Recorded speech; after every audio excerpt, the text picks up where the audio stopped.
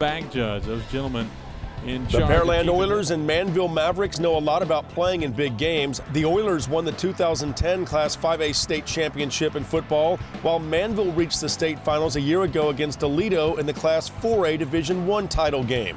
It's an area where athletes are aplenty. You take a 10-mile radius and you include Pearland, Dawson, and Hightower, and they're in that 10-mile radius. Well, you have, in the last 2 years, you've got a state champion, you got two state finalists, and you've got a state semifinalist. So there's a lot of talent in this area. They know each other, they go to the same camps and everything else, so they want to beat each other really bad. And we had a great rivalry with Pearland Dawson. We won 44-21 our last ball game against those guys. Finished that one off right. We'd like to start this one off right against Pearland. They're a great team, and we think we are too.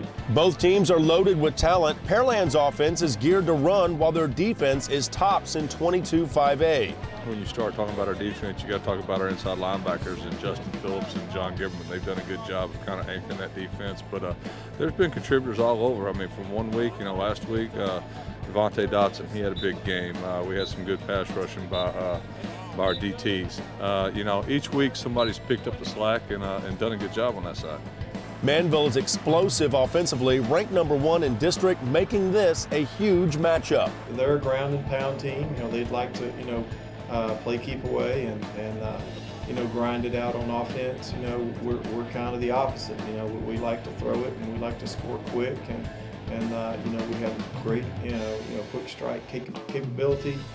They've got a really good defense. Manvel's offense is led by quarterback Shane McCarley, who has over 2,500 yards passing and 36 TDs. I can't tell you all the great things that Shane McCarley brings to the table. He's a special, special kid. He gets us lined up right.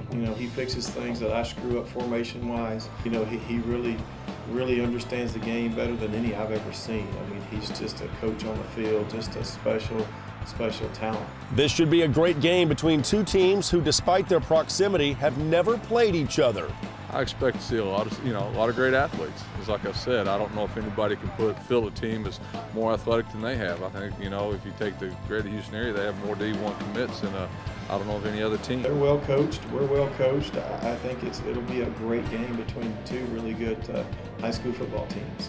The Pearland Oilers and the Manvel Mavericks next here on Legacy Sports Network. And coming back the opposite way, this is number 2.